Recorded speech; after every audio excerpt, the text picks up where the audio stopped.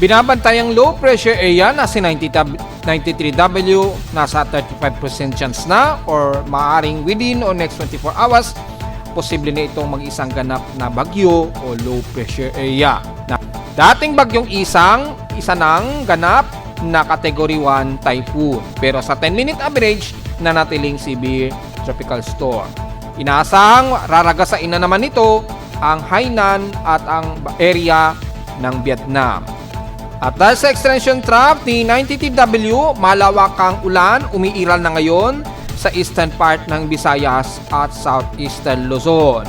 Ilang bahagi ng bansa kabilang na ang Central Visayas at West portions ng Mindanao at West portions ng Luzon, asahan pa rin ang kalat-kalat na pag-ulan, bunsod ng mga extension trough at southwest monsoon naman sa kalurang bahagi ng Luzon.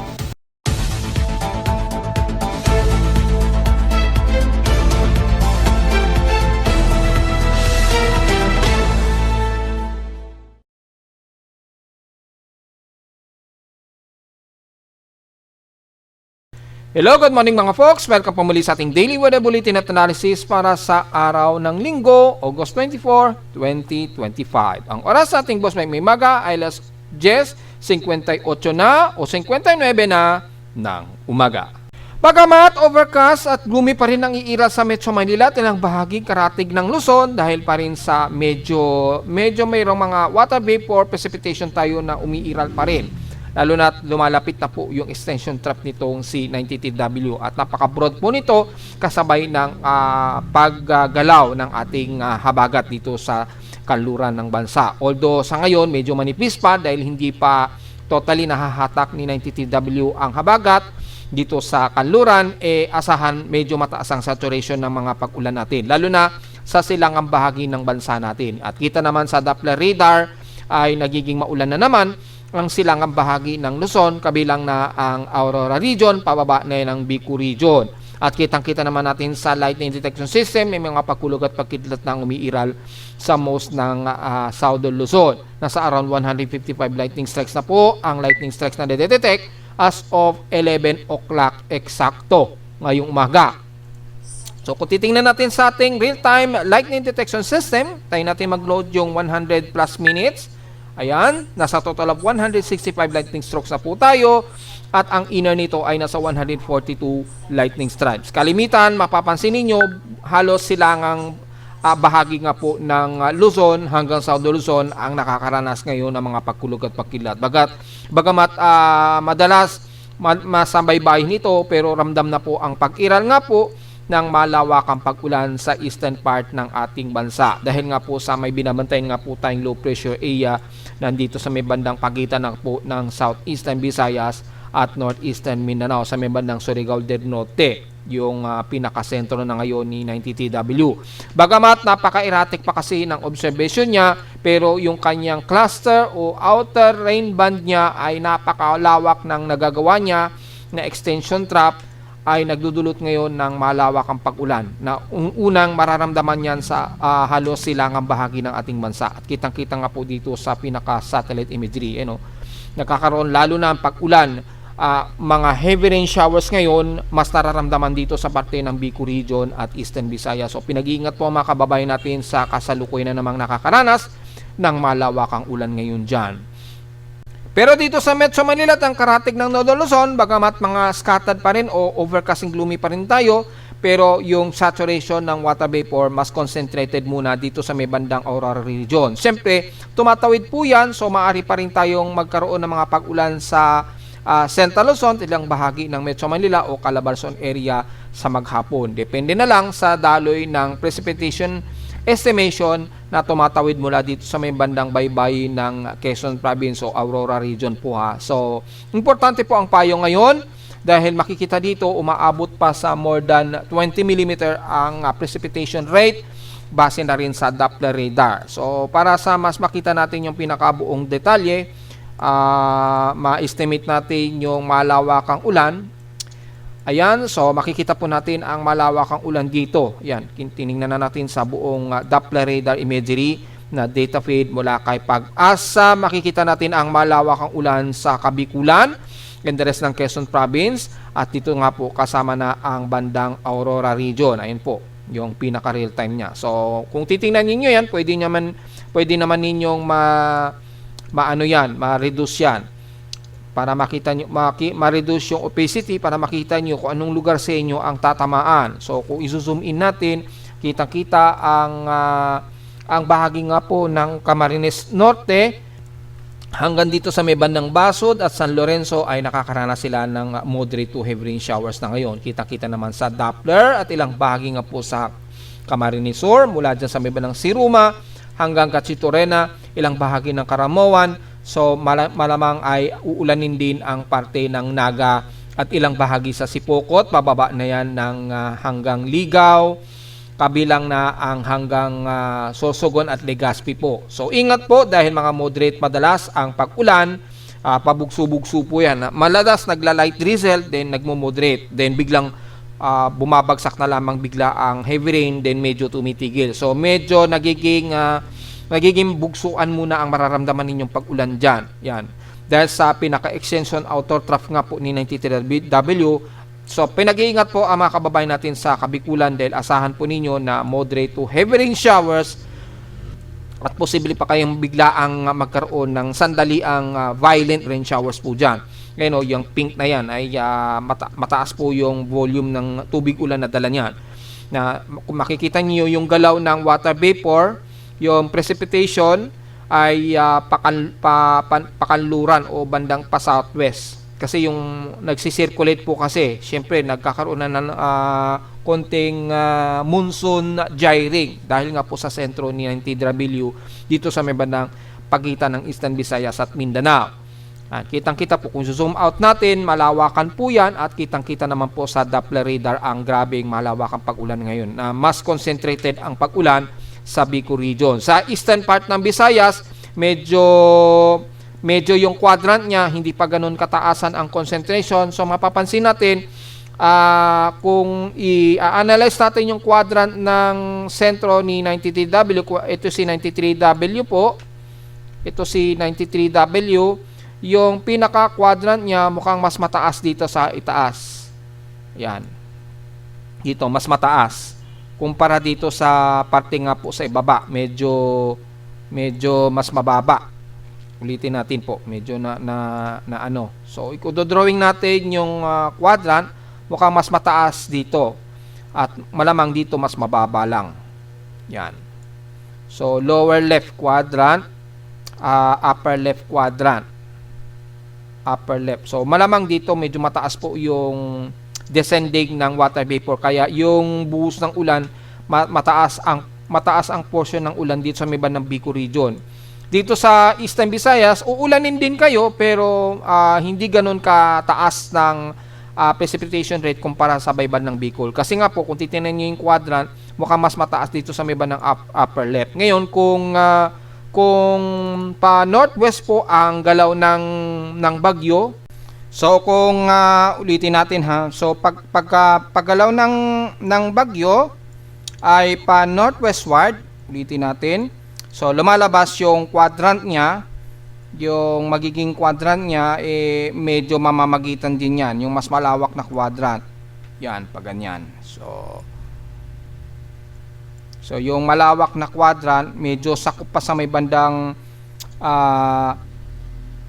eastern part ng northern ng Eastern Samar, pero mas concentrated dito sa may bandang Bicol region kasi yung upper left nandito medyo bumabalandra pa yung descending ng water vapor dito sa may bandang Bicol region. Pagdating na dito sa may bandang Central Visayas, kasi nga po sumisirculate yung bagyo, yung trough niya umiikot.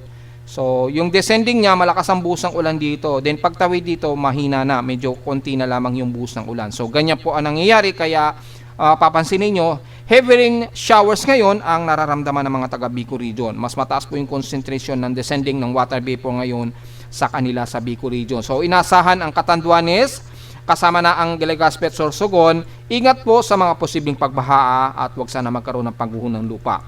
So, yun lamang ang sa ngayon nakikita ng Doppler radar.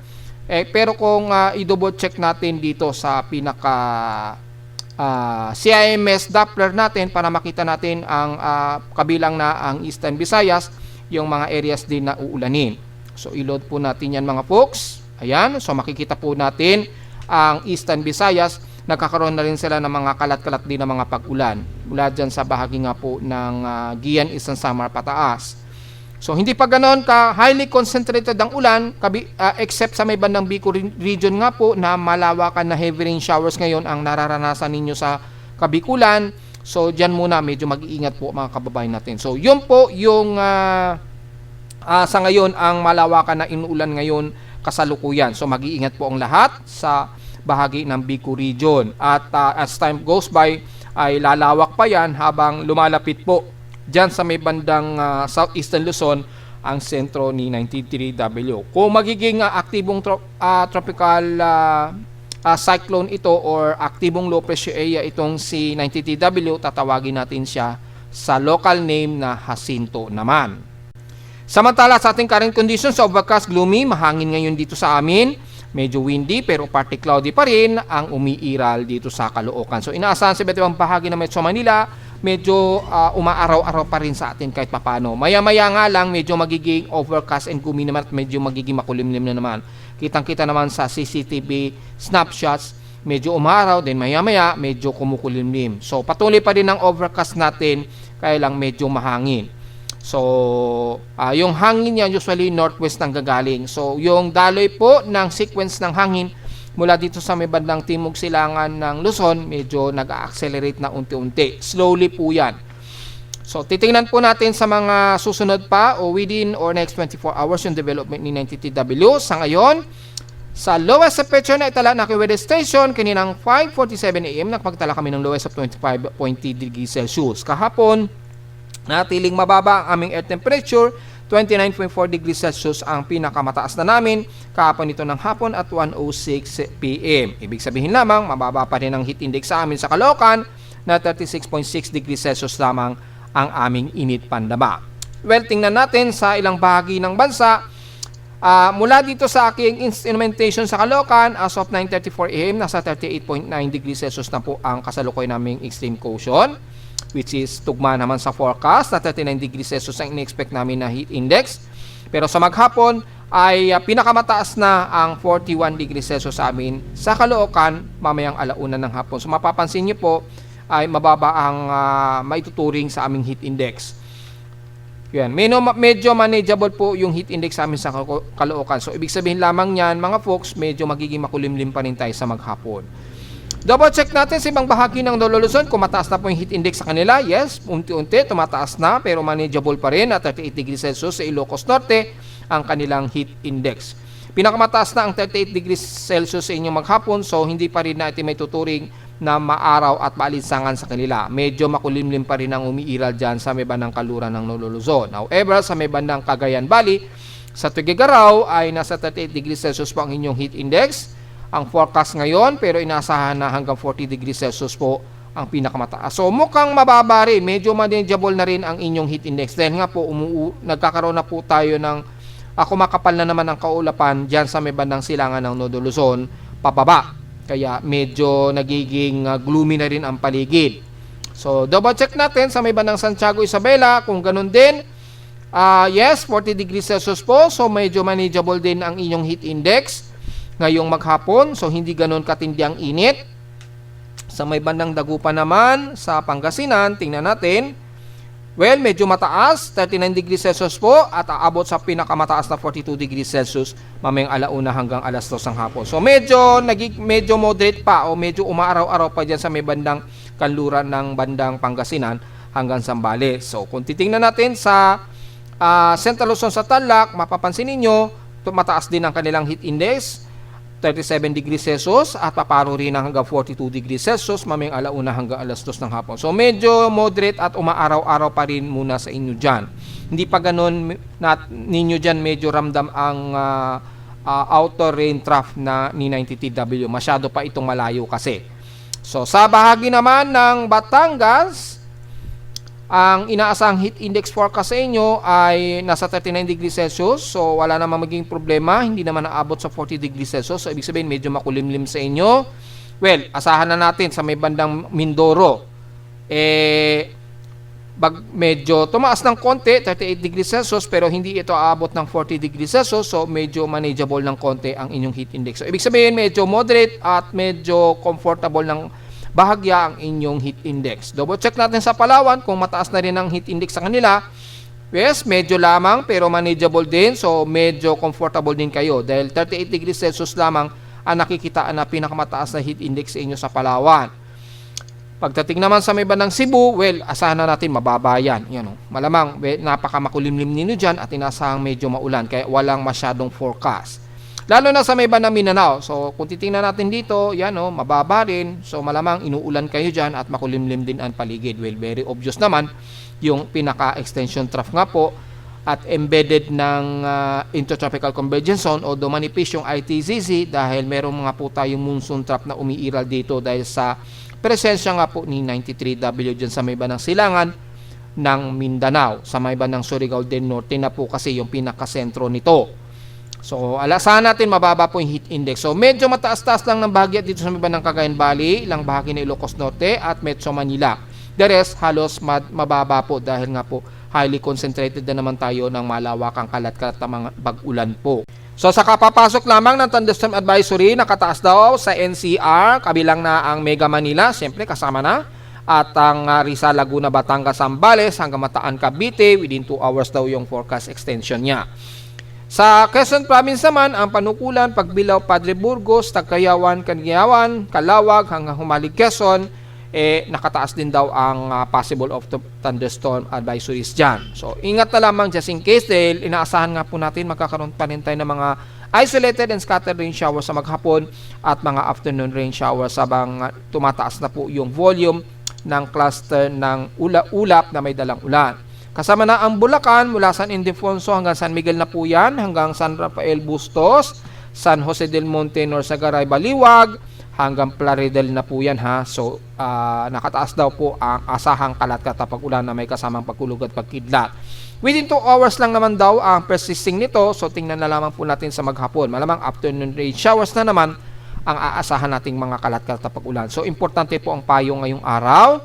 Since long weekend naman po dahil bukas ng Lunes, holiday na naman, wala naman pasok. So, yung mga lalabas po medyo magdala na lamang ng payong sa bahagi nga po ng Central Luzon, kabilang na ang Metro Manila at Calabarzon area. Kung itatabi naman natin sa peak streams in past 24 hours, nangunguna ang Borongan, Eastern Samar, sa may pinakamataas na air temperature daw na 34.6 degrees Celsius ang kanilang air temperature despite na nagkakaroon na kayo ng mga pag-ulan dyan. Sa Baguio naman ay pinakamababa pa rin, almost stationary na 17.2 degrees Celsius at inulan naman ang hinatuan dyan sa may bandang Eastern Mindanao o Surigao del Sur, 22 mm ang total rainfall. Kami kahapon sa Caloocan, 5.1 mm lamang ang naging total rainfall namin sa Caloocan. So within 7 days, katumbas, 80.1 mm lamang ang total rainfall. So mababa pa rin kami ng 1.60 mm for the month average August total rainfall. Samantala sa ating outside humidity, 77% po. Medyo katamtaman muna ang umiiral na outside humidity natin. Tumaas ito ng 1% since last hour. Mataas pa rin ang ating atmospheric pressure, 1,010 hectopascals, instead dito since last hour. So, hindi pa masyado ramdam ang presensya ni 93W sa ngayon. At sa ating high tide, low tide status, nasa high tide po tayo. So, kung uulanin kayo ngayon dyan sa bandang Kabikulan, asahan po, mabilis po ang pagtaas ng tubig baha dahil kasalukuyang high tide po kayo ngayon dyan sa mga oras na ito. Yan, ang oras ngayon, kung double check natin, 11:19 o 11:20 AM. So, mga inuulan dyan sa may bandang Bicol region, wag na po tayo magtaka kung mabilis po ang pagtaas ng tubig baha. However, gaya na ating mga report ng isang araw, mukhang hindi na to aabot sa 1.4. Pinakamataas na 1.3 meters po ang taas ng sea level. So, malalim pa rin at mataas. However, ay hindi naman umabot ng 1.4. Pero malalim pa rin po yan ha. So, ingat pa rin po at makikita natin yung sea level, lagpas pa rin yan ng 1 metro. So, malalim pa rin po yan mga folks. At sa mga papalaot ngayon, medyo good news.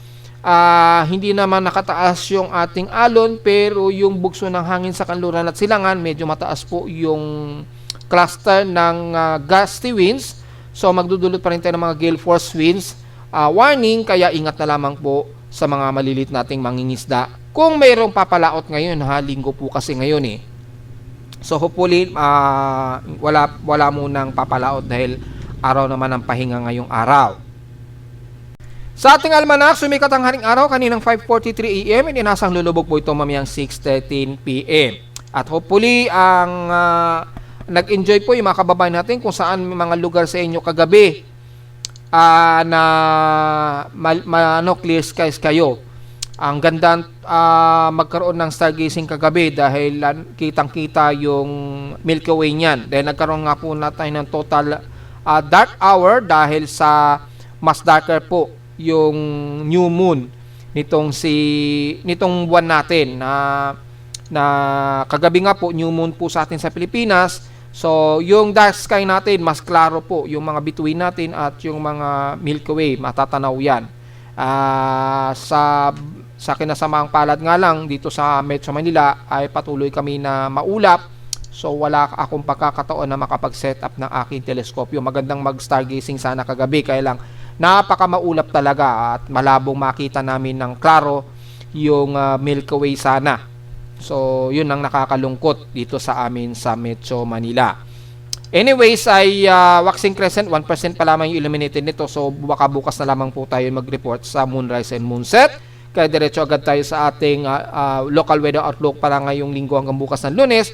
Maurap ang ating inaasahan sa maghapon, ganun din bukas ng Lunes. At mga localized thunderstorms ay patuloy pa rin. Chance na pag-ulan, 90%.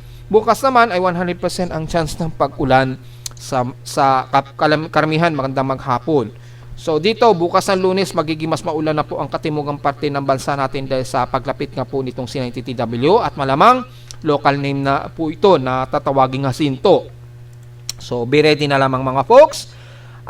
Highest and lowest temperature expected natin 30 to 31 degrees Celsius and lowest temperature expected ay nasa 24 to 26 degrees Celsius. At ayon naman sa local weather advisory, bagamat late na ito, madaling araw lamang ito huling report, ay namataan ang sentro ni 90TW sa layong 445 km east of Hinatuan, Surigao del Sur. Ngayon, nasa Surigao del Norte na po yung pinaka-lokasyon na ngayon nitong C90TW.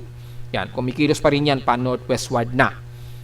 Yun lamang po ang analysis natin at inasahan natin this coming week ay magiging gloomy tayo at asahan ng overcast at unti-unting sasama na rin ang panahon natin sa Metro Manila. Siguro Tuesday or Wednesday siguro. Well, tingnan po natin base na rin sa movement speed nitong C90TW ha. So, diretso agad sa ating ginagamit na satellite imagery mula sa pinaka-rainbow infrared. Kitang-kita po ang maulap, ang ilang bahagi nga po ng Nodo Luzon, although mga light rain showers lamang ang kalimitan na iiral dito sa bandang Nodo Luzon. So, gamitin natin ang Himawari Pag-asa satellite imagery.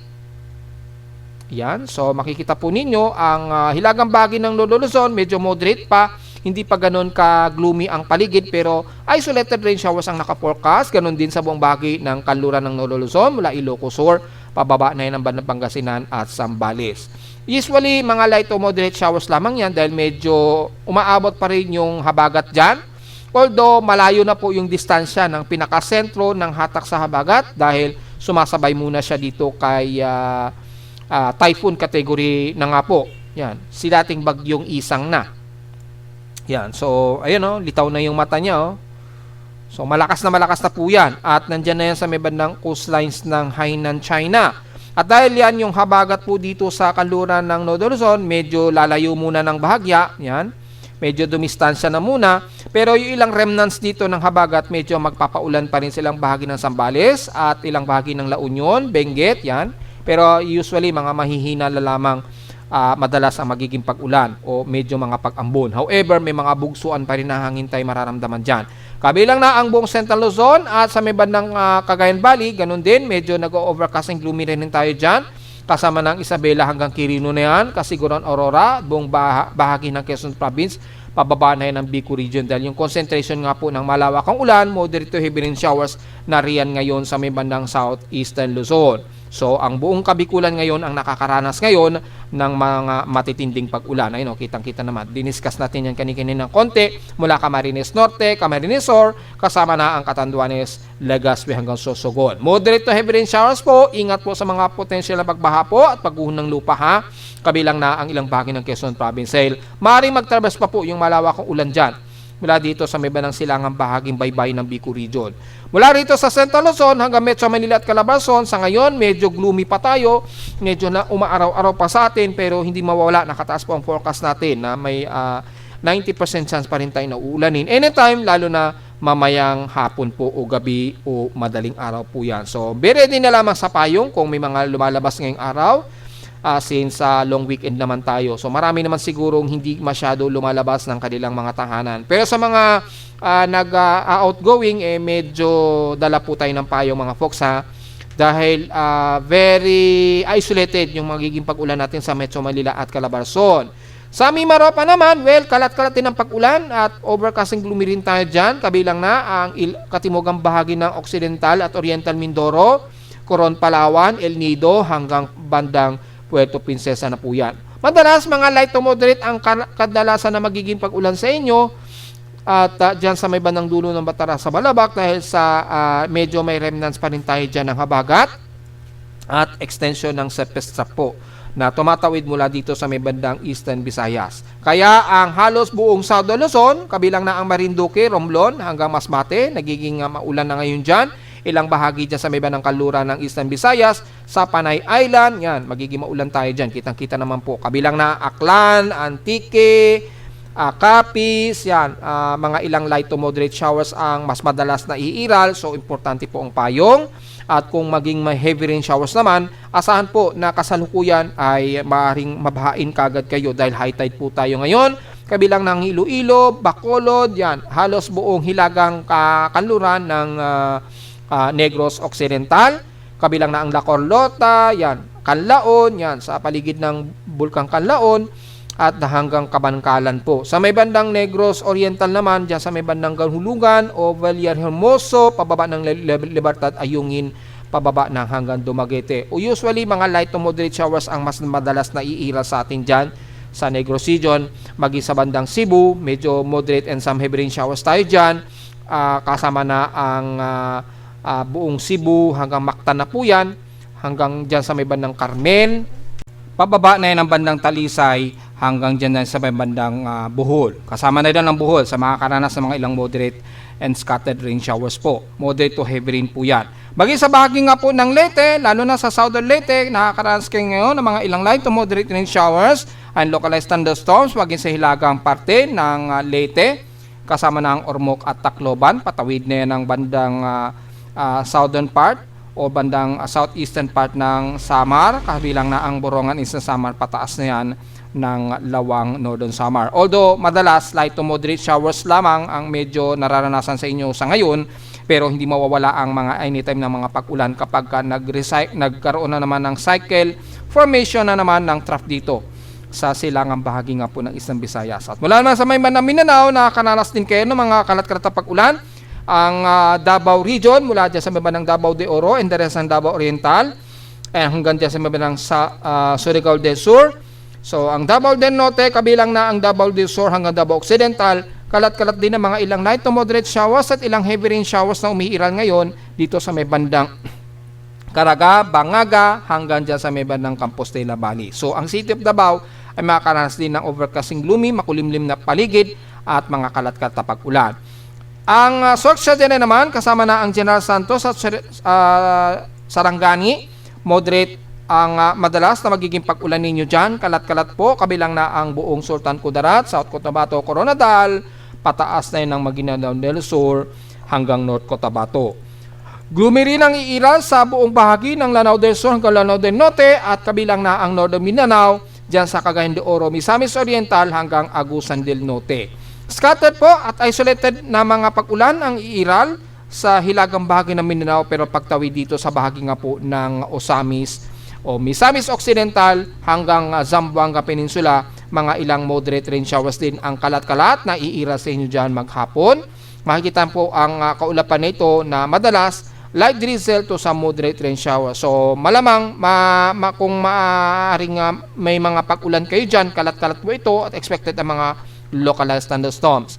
At sa dulo nga po ng isla ng Basilan at Hulu-Sulu ay magiging maulap din at kalat-kalat na pag-ulan ang iiral sa maghapon dahil po sa extension nga po ng Cephes Trap at Intertropical Convergence Zone nga po na nagiging monsoon top na po dahil sumasabay naman ito sa sirkulasyon ni 93W. So very overcast at gloomy po ang halos buong South Luzon hanggang Mindanao dahil sa presensya nga po na extension trough ni 93W. So as time goes by po, unti-unti mararamdaman na yan ang Metro Manila. At do-double check natin yan sa pamagitan ng tropical cyclones type probability sa mga susunod na mga oras or within or next 24 hours kung aabutin na tayo sa Metro Manila. Dahil yung forecast nga po natin kahapon, binanggit na natin baka bukas po yan ng Monday or Tuesday, mararamdaman na natin yan sa buong South Luzon hanggang Metro Manila at Central Luzon ang mga malawakang pag-ulan na.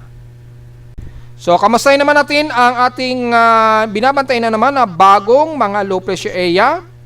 Itong si dating bagyong Isang kasi malayo na sa bansa. Hindi na ito threat pero medyo banta naman ito sa may bandang Hainan nga po sa China na naman. Nung nakarang araw lamang hindi pa sila tapos sa mga malawakang pag-ulan. Ngayon, uulanin na naman sila at may matinding bagyo nga pong papalapit sa kanila na naging typhoon category 1 na nga po na tinawag sa international name na Kajiki. Yan, Kajiki yung tinawag, international name.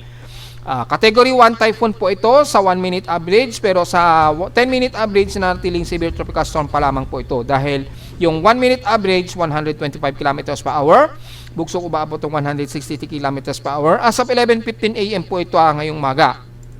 Sa 10-minute average under severe tropical storm category ay 110 km per hour pa lamang at bugsong maabot ng 143 km per hour. Pakaluran pa rin ang kilos nito sa bilis na 19 km per hour. However, ang mas binamantay na natin na bagong low pressure area mula pa nung nakaraang 4 na araw, 5 araw na po ay si 93W na. Tinawag na natin dahil nasa loob na ito ng Philippine Area of Responsibility mula kahapon. At nauna na nga po itong tinaas as invest ni Pag-asa kahapon. Kahapon kasi ay natiling shallow trough pa lamang ito at mababa pa sa monitoring ng ating tropical cyclone sector. At since mula bandang umaga na po bago magtanghali, nagtaas na po, doon pa lamang natin na konsidera na invest 93W. And as of 11:30 AM na ngayon ay ang central pressure na ngayon nito ay 1,006 hectopascals. So medyo bumababa na po yung atmospheric pressure. At yung kanyang maximum sustained wind ay natiling nasa 28 km per hour pa rin siya. So wala pang significant na pagtaas ito at napakabagal pa ang pagkilos nito pahilagang kanluran. So malawak pa ang tsansa nito o mahaba-haba pang oras ito na mag-regenerate o magkaroon pa ng paglakas habang nasa karagatan pa to sa eastern part ng Mindanao or eastern part ng southeastern Visayas. So kung susakatin natin ang distansya na ngayon nito, ang magiging reference point natin ang Surigao del Norte, dito sa may bandang Tandag siguro. Ang layo nito, kung pagiging reference point natin ang Surigao del Norte, nasa layo itong 455 km, yan, o 455 km east ng Surigao del Norte. Kung magiging reference point naman natin ang bandang Tandag, Surigao del Norte, or bandang Tandag nga po, ang layo niya mula rito ay 438 km east ng Tandag, Surigao del Norte din. So halos mga nasa around 450 o 439 km ang layo nito mula sa silangan ng Surigao del Norte nga po. So yun po ang kasalukuyan ng lokasyon at makikita natin kumikilos ito ng mabagal, pahilagang kanluran po ito. Maraming nagtatanong sa mga kababayan natin sa Kabikulan at Eastern Visayas kung maglalandfall ba ito sa kanila. Well, kahapon ko pa po pinaliwanag at mga nakarang araw ay mag-i-skirting lamang ito. Ano ba ibig sabihin ng skirting? Halos medyo didikit lang siya dito sa may bandang silangan bahagi ng Mindanao or bandang Eastern Visayas. Medyo i-skirting lang siya, medyo halos didikit lang siya na ganyan lang ang magiging kilos niya. Halos dikit lang. Yan. And then until within 48-hour period, kikilos yan pahilagang kanluran. And then dito na naman yan tutumbok daw. Base sa huling forecast track po tutumbukin na naman niya ang bandang northeastern Luzon kung saan halos doon din dumaan itong si dating bagyong Isang. So mukhang dyan na naman tutumbok itong si 90TW at kung magiging tropical depression po ito dahil for the next 24 hours daw, ayon kay Japan Meteorological Agency, tatawagin na nila itong tropical depression. So susunod din na rin si pag-asa niyan. Tatawagin naman natin sa local na Jacinto na. So within or next 24 hours, kikilos po yan ng Pahilagang Kanluran at mag-skirting lamang siya. So yung pinaka-outer rain band lamang magpapa-epekto. Binanggit na natin yan 4 days ago. Maglalaro po yan 20 to 30%. Maapektuhan nga po ang Eastern Visayas at halos buong Southeastern Luzon. Apektado po yan. Kabilang na ang buong Bicol region po. Yan, buong Bicol region, damay yan. At ilang bahagi nga po ng Eastern Samar region. Damay-damay po yan, ha? Maapektuhan ng 30 to 40%. At unti-unti, habang kikilos pataas itong si 90TW o Pre-Jacinto, maapektuhan na maging ang Central Luzon, Calabarzon, kasama na ang Metro Manila, ilang portions ng Mindoro, at halos buong Central Luzon na within or next 48 hours. So sa ngayon, ang kasalukuyan niyang maapektuhan muna ang bandang Bicol region muna na kasalukuyan nga pong inuulan kayo ngayon dyan. So ingat po sa mga posibleng pagbaha po. At sa ngayon, wala pa namang nakataas na tropical storm force itong si 90TW, maliban na lamang kay dating bagyong Isang. Ayun, mataas na ang tropical storm force niya. So nakataas na ang tropical cyclone wind signal number 1 kung pagbabasahin natin muna si dating bagyong Isang. Ang halos sa buong Hainan, kabilang na ang dito sa may bandang Wenchang o Denzhou, tropical cyclone wind signal number 2 dito na sa may bandang Xiangjiang, tropical cyclone signal number 3 na sa may bandang Sanya. Yan. Bandang southern part na yan ng Hainan. Sa bandang east side naman ng Vietnam, tropical cyclone wind signal number 2 na nakataas sa may bandang Laos hanggang Da Nang, Vietnam. Nakataas na ang tropical cyclone wind signal number 2. Signal number 1 naman ang rest ng bandang dulo ng southern ng Da Nang, province ng Sekong. Yan. Hanggang dyan na yan sa bandang Hanoi sa may bandang Tinme. Yan, medyo tropical cyclone wind signal number 1 na po nakataas dyan. Kung storm force naman o strong force ng tropical storm force na 93 km per hour ay naka-tropical cyclone wind signal number 2 ang dito sa may bandang Sanya. Sa may bandang eastern side naman ang bandang Tinha o Tinmi o Kudong. Yan yung apektado ngayon nitong typhoon na si Kajiki, dating bagyong si Isang po yan. So, yan lang po, nakataas ang tropical storm force, pero si 90TW dahil mababa pa rin po sa ngayon, ang chance niyang mag-iisang ganap na bagyo pa rin. Although, may nagsasabi na tayo ng mga follower ay nasa high probability of development na raw yan ayon kay Pag-asa. So, naka-red na raw ito kay Pag-asa, naka-high na. Pero sa ating tropical cyclone sector, na natiling low progress pa rin o low chance pa rin sa loob ng 24 oras na maging aktibo o mas tumaas pa. Siguro, by the next 24 hours, posible na po ito yung tumaas into high probability of tropical cyclone development. So, marami pang pagkakataon po at marami pang pagkakataon na magbabago-bago pa ang forecast track niyan. Yung po yung kasalukuyan niya at kung titingnan natin yung malawakang kaulapan na epekto na dala nitong si 90TW, napakalawak po ng kanyang extension trap. Umaabot nga po sa Mindanao, Eastern Visayas at Bicol region. Ayan, so malawak po, masyadong malawak at napaka-broad pa po ng kanyang sirkulasyon. Ngayon, para ma-determine natin, gagamit po tayo ng Dvorak technique para malaman natin yung pinaka-probability of intensification. Ayan po, makikita ninyo yung Dvorak halos uncertain pa, pero makikita nyo sa Dvorak yung pinaka-low level convection niya. Ayan, so medyo may vertical wind shear pa sa kanya dito, yung horizontal wind shear sa kanya, kaya nagkaroon pa ng disruption dito sa may bandang southwest quadrant, kaya nagkakaroon ng malawakan na trough dyan. Pero dito makikita nyo po mababa pa yung kanyang pinaka A and D quadrant. Yan, yung A and D, yung pinaka north quadrant and south quadrant niya. So makikita nyo po pa northwest po yung kanyang northern quadrant. Ibig sabihin po niyan, sa Dvorak technique, ang nakikitang galaw talaga ng bagyo or circulation, anumang circulation niyan o Coriolis, pa northwest siya. So, mapapansin nyo sa Dvorak technique. At makikita nyo po dito, yung color niya, yung medyo grayish color, mapapansin niyo mga around 28 km to 30 km to 40 km per hour lamang yung bilis niya. Yun. So, kaya nanatiling low chance of development pa siya. Ayan, oh. So, medyo nahihirapan pa siya magkaroon ng intensification. Kaya, base na rin sa Dvorak technique na ginagamit natin, mababa pa talaga ang chance niya. Napapagkamalan lang siguro ni Pag-asa na mataas dahil yung upward low niya ay ito, mataas. Malakas po yung water precipitation nito. Pero upward low yan eh. Ito yung low level niya. Yun, oh. Yung pinakatrumpo niya, oh, kitang-kita naman po. Pero sa lower level convection niya, mababa pa talaga. Mga around 28 to 30 km per hour pa. So, hindi pa ganun talaga kataas. Kaya, mapapansin niyo sa tropical cyclone sector natin, mapapansin nyo po mababa pa talaga, low pa lamang ang chance niya talaga. So yun lamang po talaga ang kasalukuyan niya. So yun po yung pinaka-independent niya, hindi po natin nakokontrol yan, automatic kasi yan, mag-a-update kung talagang lalakas po. Pero sa susunod na 24 oras, maaari pa raw talaga niyang maging tropical depression. Yan. Ito si Kajiki, dating bagyong Isang, may mata na siya, kitang-kita na yung pinakamata niya. Lumakas pa talaga siya, no? Pagka-exit ng ating PAR. So ito po yung forecast ni Kajiki. Yan, category 1 typhoon na nga po yung pinapakita nito within 1 day.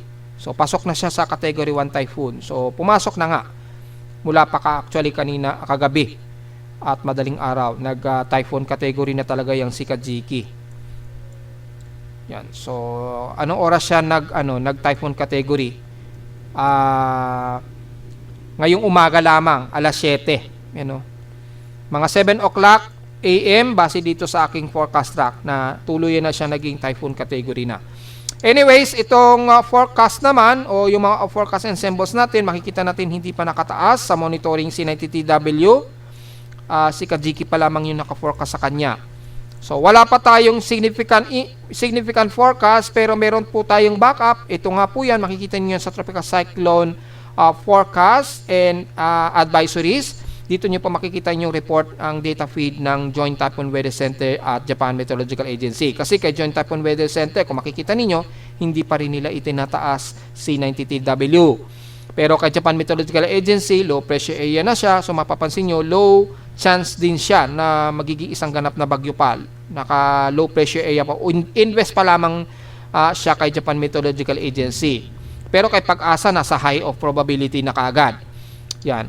Within 24 hours, nanatiling low pressure siya. Pero by the next 24 hours daw, ay magiging tropical depression na ito kay Japan Meteorological Agency. Ayan, pagdating dito sa may bandang southeastern Luzon na, bandang pagitan na ito o nasa may bandang northeastern part ng Northern Samar na, magiging tropical depression ito for the next 24 hours. So baka bukas na talaga siya na Lunes tuluyang magiging tropical depression, or either bago siguro maghating gabi mamaya o bukas ng madaling araw. So within or next 24 hours talaga. Tapos yung binabatayin nga natin na may susunod nga po sa kanya na ma-monitor natin sa south of Guam, ito na, tinaas na siya as low pressure area ng Japan Meteorological Agency for the next 24 hours, which is tumugma naman sa ating analysis kahapon, di ba? So, yun po yung initial forecast, at dahil sa wala pa tayong initial and symbol kay 90TW, pwede nyo po i-click dito para makita po yung Tropical Cyclone and Symbol Extension Forecast courtesy of WeatherNets. Makikita na po natin yung pinaka long range track forecast niya. Ayan, kita rin pa Hilagang Kanluranin o northwest. Then, mapapansin niyo, northeastern Luzon din ang tutumbukin niya, na kung saan tumumbok itong si dating bagyong Isang. Pakikita nyo, mag-skirting din siya sa may bandang eastern part ng southeastern Luzon hanggang eastern Bicol region at eastern Visayas. So, mapapansin niyo, halos didikit lamang siya sa kalupaan ng southeastern Luzon at eastern Visayas. Walang landfall scenario na magaganap. Magkakaroon lang daw ng landfall scenario dito sa may bandang northeastern Luzon nga po. This coming week na po yan. So, yun po yung initial forecast niyan, mga folks. At kung i-double check natin gamit ang ating tropical cyclone assessment monitoring para sa yung binabantay natin si 90TW at yung posibleng susunod sa kanya. Mula sa mga computer models ng GFS, makikita po natin yung latest niya, mapapansin ninyo dito, halos bumalandra siya sa may bandang Eastern Visayas. Yan yung mga nagsasabi sa mga ibang mga follower natin. Pero hindi nila alam, ay binagbasehan lamang nila ka JFS lang. Hindi nila tinignan ang multiple agencies, gaya na lamang ni ECMWF. Kay ECMWF ba, ganyan din ba ang pinapakita? Which is hindi, di ba? O surface trap lamang o shallow trap lamang nakikitaan dito. O see? So, walang nakikitaan pa si ECMWF, pero makikita natin yung tropical wave nandito na sa may bandang baybay ng Eastern Visayas at Mindanao. Kay NABGEM, kung papansinin niyo po, dito halos mas malapit yung forecast niya doon sa pinapakita ng weather nets. Kung titingnan po natin dito, mag-i-skirting din siya sa Eastern Visayas at Southeastern Luzon within or next 24 or 48 hour period. Ayun, kikilos siya pa northwest din. And then, makikita dito, dito kay NABGEM, halos hindi niya tutumbukin ang northeastern Luzon. Bandang northern Luzon sa may bandang Cagayan Valley lang sa dulo. Ito tatama. Pero ang consistency po, malamang dito yan sa may bandang northeastern Luzon, bandang Aurora siguro or Isabela, maglalandfall. Pero at least malapit po yung forecast ni NABGEM. Ganyan po ang magiging kilos niya. Yan. Ito po si dating bagyong Isang. Kajiki na yan ngayon. And then yung panibagong shallow trap na nakitaan natin mula pa noong kahapon at nung isang araw, 2 days ago, na may maaring sumunod pa kay 90TW nga po na mamamataan dito sa southern part ng Guam nga po. Yan yung kay NABGEM. Dito kay ECMWF, halos tropical wave lamang nakikitaan. Pero may significant. At sa global spectral model natin, dito mas klaro ang magiging galaw niya. Ayan, pinakita at pinost ko na yun sa Facebook page. Mag-i-skirting din siya. Yan, hihilagang kanluran din siya at tutumbukin na naman niya ang bandang northeastern Luzon. Then tatawirin daw niya ang buong central Luzon na naman.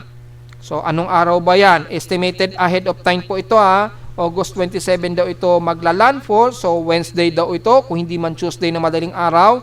Wednesday ito, then tatawid ito sa central Luzon sa Miyerkules hanggang sa tumawid dito bandang Kanluran na. Then pagdating na ng bandang 28 ng madaling araw siguro or Huwebes ng madaling araw, nandito na yan, palabas na yan ng Philippine Area of Responsibility ang inaasahan na lalabas siya ng PAR sa bandang Miyerkules siguro ng gabi o Huwebes. Yan. So yan po yung forecast track niyan mula sa Global Spectral Model. So by August 25 to 26, nandyan yan sa Eastern Visayas hanggang Southeastern Luzon po. So starting bukas po yan hanggang Tuesday, hanggang babaybay rin ito hanggang bandang Bicol region nga po na magdadala ng kalat-kalat nga po ng mga pag-ulan na may pagkilat at pagkulog at hahatakin ito yung habagat. Dito tropical depression na raw siya according kay Japan Meteorological Agency. At mula sa mean sea level pressure, kung titingnan natin dito, ay nasa 1,006 to 1,005 hectopascals yung central air pressure niya. So malamang in 10-minute average nga ay itataas ito as tropical depression ni Japan Meteorological Agency. At kasama na rin malamang kay Pag-asa. Sasabay na yan. So baka bukas na yan sigurado itataas yan. Then doon pa lamang natin sa tatawaging Jacinto. So ikasampung bagyo na natin yan. Magpapaulan yan sa buong Bicol region. Kasabay ng mahahatak po sa ating habagat. So be ready na lamang mga folks. At sa ating tropical cyclone strike probability, kitang-kita naman po, mabot na sa 80% na maapektuhan na ang buong Bicol region, Eastern Visayas, mga around 30 to 40% ang bahagi nga po ng buong Bicol region, Eastern Visayas, kasama na ang bandang Panay Island, Central Visayas, yan. At rest ng buong Northern Luzon, kabilang na ang Metro Manila, sakop tayo 20 to 30% na maapektuhan tayo ng outer trough nitong si 90TW o Pre-Jacinto. Anong starting araw ba yan? Tuesday daw, ayun August 26. So starting bukas po, medyo maapektuhan na po tayo ng low pressure area na yan sa buong Southern Luzon na. And then by August 27, mga Miyerkules po, tingnan po natin kung apektado na ang buong Northern Luzon hanggang Southern Luzon yan. Well, very obvious naman po yan. Kung titignan natin by Wednesday, this coming week po. So malamang magsususpend na naman ang klase nito dahil kasama ang Metro Manila, sa maapektuhan. Ayun, mataas na, around 50 to 60%. Apektado na ang buong Southern Luzon, buong Bicol Region, Calabarzon, kasama na ang buong Northern Luzon. Siyempre, damay na rin ang Metro Manila. So, be ready na lamang po sa mga pag-ulan na naman yan. So, malamang bukas po yan ng Lunes. Unti-unti, mararamdaman na naman natin yung sungit ng panahon nitong C90TW. Pero, mas pinaka-concentrated, Tuesday o Wednesday, so nasa local government unit na po kung magsususpend na po sila ng klase sa Martes. Lalo na sa buong Bicol Region, pataas na yung ng Quezon Province hanggang Calabarzon. So mag-decide na po kayo bukas siguro, tingnan po ninyo. Konsulta na lamang ninyo kay Pag-asa at NDRMC kung talagang magsususpend ng klase sa Martes. Starting yan, bandang Bicol Region po and the rest ng bandang Calabarzon area. Yan po ang unang maapektuhan muna. Dito sa Metro Manila, apektado na rin tayo pero magbabari yan sa 20 to 30% na dala na magiging ulan po yan pagdating ng Martes. Sa Miyerkules, malamang dyan, baka marami nang magsususpend ng klase. So either Tuesday or Wednesday, mula Southern Luzon part hanggang buong Metro Manila, baka magsuspend po ng klase. So tingnan po natin mga folks at yan po yung malinaw natin yung forecast track at within 24 to the next 24 hours ay nasa 35%. Yan. 35% na po itong si 90TW. So mataas po yung confidence na magiging aktibong low pressure area na ito dahil mataas na rin yung kanyang vorticity, halos moderate to strong na siya halos. Yan. Halos itong binamantay nating isa sa South of Guam medyo hindi pa ganun kataas pero mataas na po yung kanyang horizontal probability kaya hindi pa rin mawawala ang probability na yan na magiging bagyo o low pressure area. Medyo nagiging mababa po pa rin yung kanyang probability kasi. However, by the next 24 hours kasi itataas yan as low pressure area ni Japan Meteorological Agency so hindi natin niro-roll out talaga na magiging bagong invest na naman na posibleng tawaging 94W po.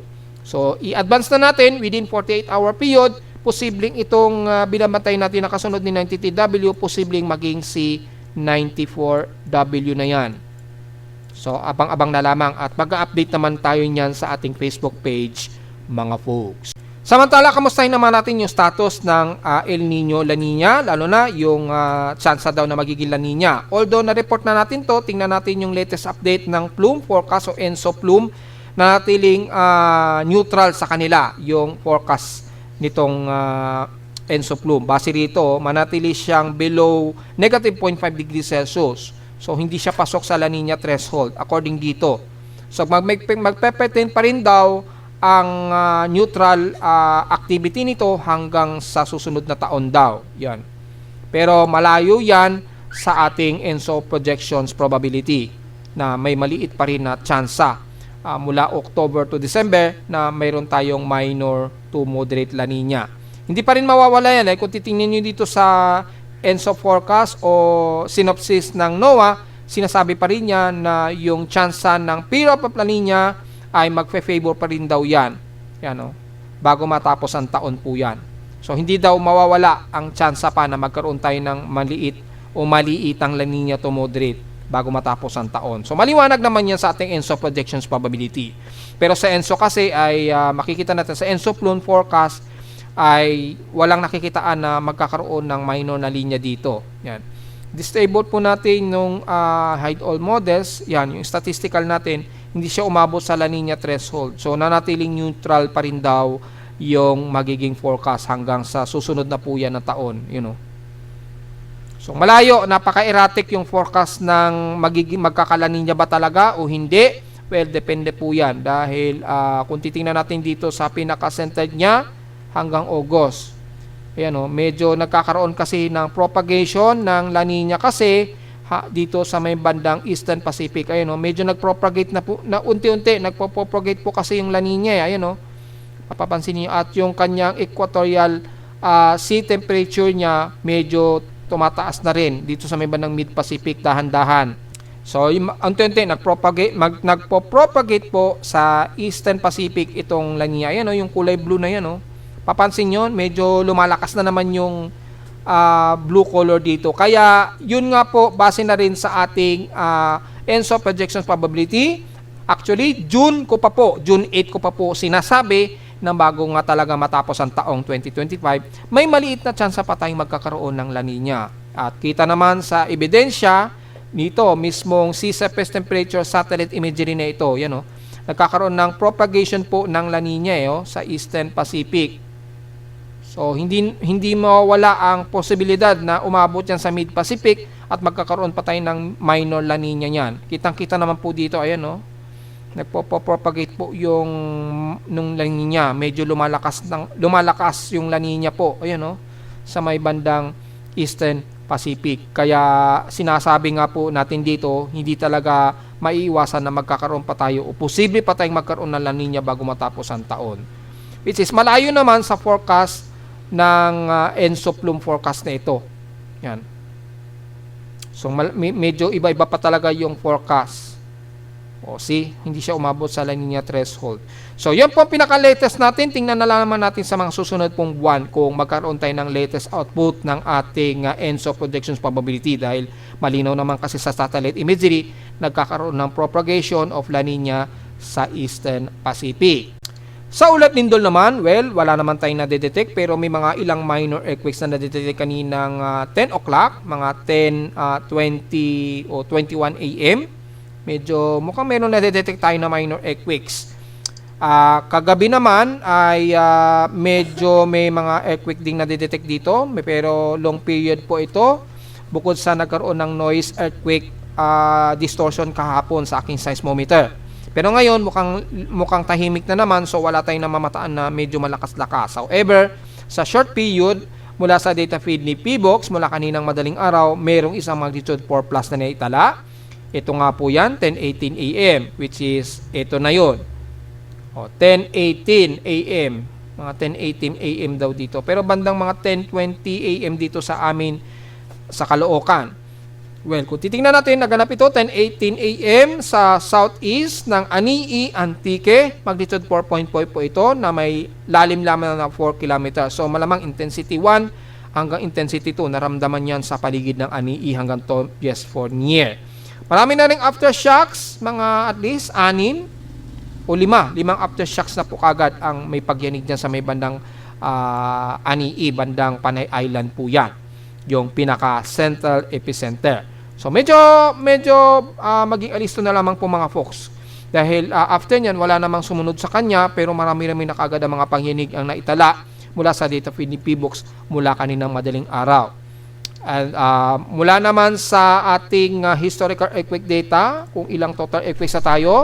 So for the month of August, ang total earthquakes na ngayon natin, nasa 737 total earthquakes na tayo. 710 dito is magnitude 2.0 pataas, 25 sa magnitude 4, at nanatiling 2 ang ating magnitude 5.0. So marami-rami na rin kahit papano yung magnitude 4.0, pero tipid po sa mas malalakas, kaya mas lalo po tayong maging alisto po anytime mga folks at dumadami na rin ang mga pagyanig dito sa may bandang Batangas, lalo na dyan sa may bandang Lubang. Yan. So medyo alisto po tayo mga folks, at lalo na sa may bandang katimugang bahagi ng bansa na mas marami pa rin ang cluster ninyo ng pagyanig dyan. Papansinin niyo between between Visayas and Mindanao, nasa around 505 plus ang total earthquakes. Hindi kagaya sa bandang Luzon, 232 plus lamang ang total earthquakes. At sa may bandang Mindanao po, nakaranas ng 2 magnitude 5 plus na naitala. Wala masyado sa may bandang Nodo Luzon po.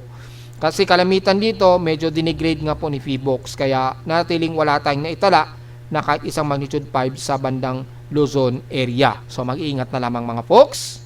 At narito naman natin 3-day 20 weather forecast para sa araw ng Linggo, August 24, 2025.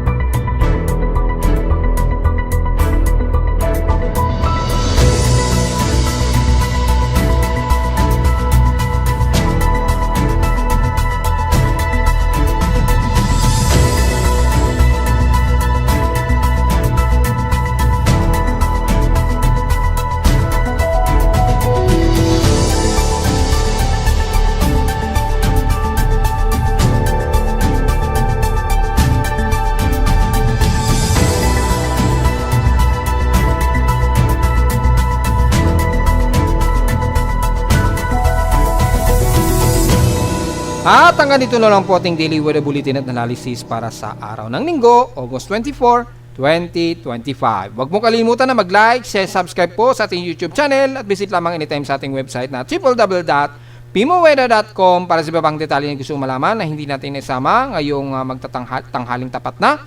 Bagamat maaraw dito sa Metro Manila, pero asahan pa rin ang overcast and gloomy sa maghapon ha. So asahan ang isolated rain showers pa rin. At visit lamang sa ating website sa gustong malaman pa rin pinaka-dynamic events mula sa reading ng aking aparato sa Caloocan at sa data feeds mula sa iba't ibang weather agencies. Maraming salamat po mga folks at magandang araw po sa ating lahat.